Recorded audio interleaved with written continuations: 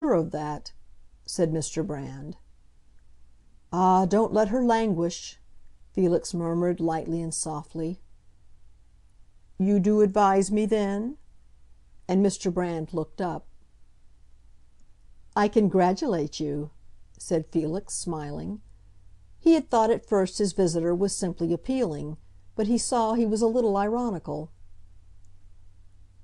"It is in your interest. You have interfered with me," the young clergyman went on. Felix still stood and smiled. The little room had grown darker, and the crimson glow had faded, but Mr. Brand could see the brilliant expression of his face. "I won't pretend not to know what you mean," said Felix at last. "But I have not really interfered with you. Of what you had to lose, with another person, you have lost nothing. And think what you have gained." "It seems to me I am the proper judge, on each side," Mr. Brand declared. He got up, holding the brim of his hat against his mouth, and staring at Felix through the dusk. "You have lost an illusion," said Felix. "What do you call an illusion?" "The belief that you really know, that you have ever really known, Gertrude Wentworth. Depend upon that," pursued Felix, "I don't know her yet, but I have no illusions. I don't pretend to." Mr. Brand kept gazing over his hat. "She has always been a lucid, limpid nature," he said solemnly. "She has always been a dormant nature. She was waiting for a touchstone, but now she is beginning to awaken." "Don't praise her to me," said Mr. Brand, with a little quaver in his voice. "If you have the advantage of me, that is not generous." "My dear sir, I am melting with generosity!" exclaimed Felix. "And I am not praising my cousin. I am simply attempting a scientific definition of her. She doesn't care for abstractions. Now I think the contrary is what you have always fancied, is the basis on which you have been building. She is extremely preoccupied with the concrete. I care for the concrete too. But Gertrude is stronger than I. She whirls me along."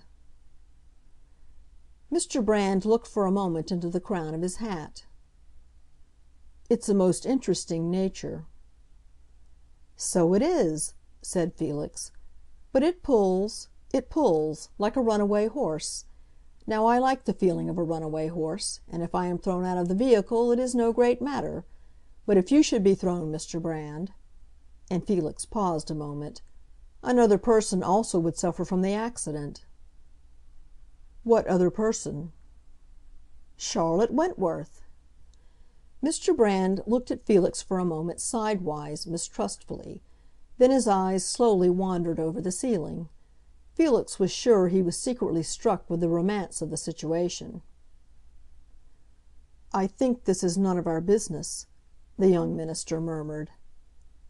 "None of mine, perhaps, but surely yours." Mr. Brand lingered still, looking at the ceiling. There was evidently something he wanted to say. "What do you mean by Miss Gertrude being strong?" he asked abruptly. "Well," said Felix meditatively, "I mean that she has had a great deal of self-possession. She was waiting, for years, even when she seemed perhaps to be living in the present. She knew how to wait. She had a purpose. That's what I mean by her being strong." "But what do you mean by her purpose?" "Well, the purpose to see the world." Mr. Brand eyed his strange informant askance again, but he said nothing. At last he turned away, as if to take leave. He seemed bewildered, however, for instead of going to the door he moved toward the opposite corner of the room. Felix stood and watched him for a moment, almost groping about in the dusk. Then he led him to the door, with a tender, almost fraternal movement. "Is that all you have to say?" asked Mr. Brand. "Yes, it's all. But it will bear a good deal of thinking of." Felix went with him to the garden gate, and watched him slowly walk away into the thickening twilight with a relaxed rigidity that tried to rectify itself. "He is offended, excited, bewildered, perplexed, and enchanted," Felix said to himself. "That's a capital mixture."